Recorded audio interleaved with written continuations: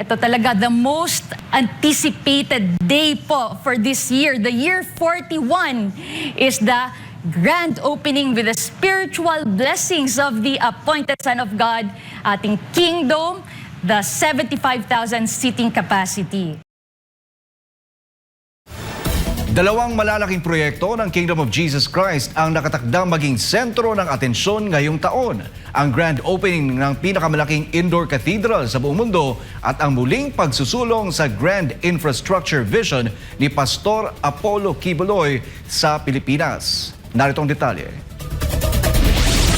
Inihayag ng Kingdom of Jesus Christ o KOJC ang grand opening ng 75,000-seater na The Kingdom sa Davao City sa September 1, 2026. Sa gitna ng mga pagsubok at pambabatikos, nananatiling matatag ang pundasyon ng KOJC at patuloy itong lumalawak sa iba't ibang bahagi ng mundo. Isa sa pinakamalaking simbolo ng paglago nito ang The Kingdom, ang mega cathedral na itinayo sa New Jerusalem, Davao City, na kilala rin bilang Water Center of the World.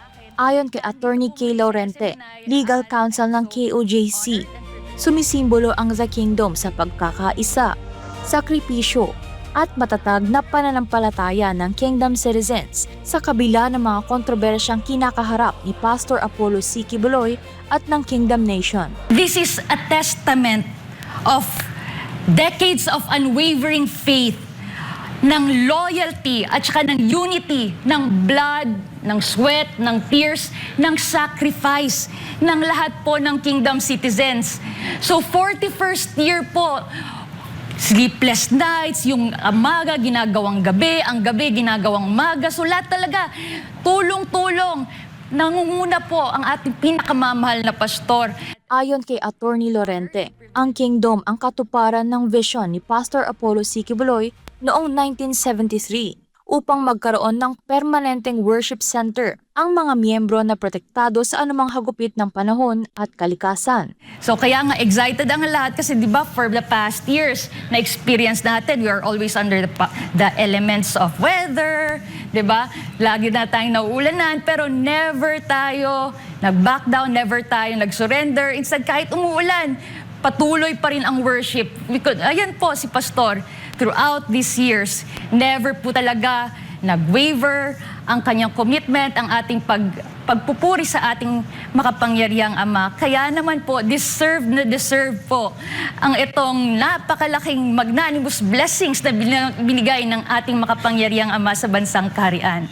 Kaya naman, inaabangan ang engranding opening nito.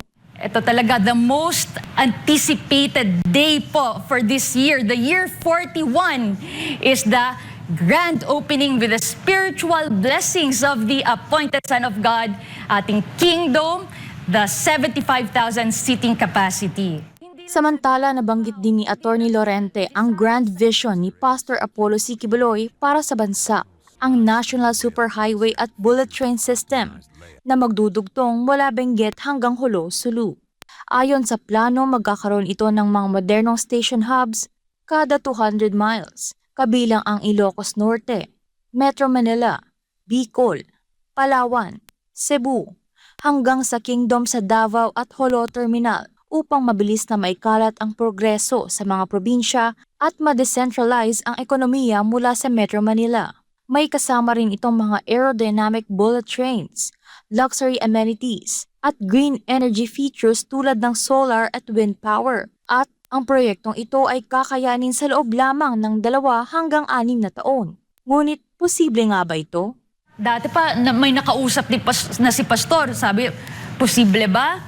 Sabi nung nakausap ni Pastor, galing po sa isang malaking bansa na puro build din ang ginagawa. Infrastructure din. Sabi niya, Pastor, tingnan niyo sa mapa. Ito ang laki ng kanilang bansa. Pero saan po ang Pilipinas? Ito ang liit.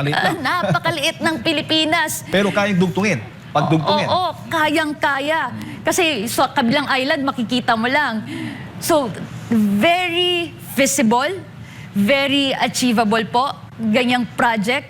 Anya, kayang-kayang pondohan ng Pilipinas ang ganitong dambuhalang proyekto kung wala lamang korupsyon sa gobyerno. May budget kasi ang Pilipinas Ang laki ng budget, Ang attorney. laki ng budget.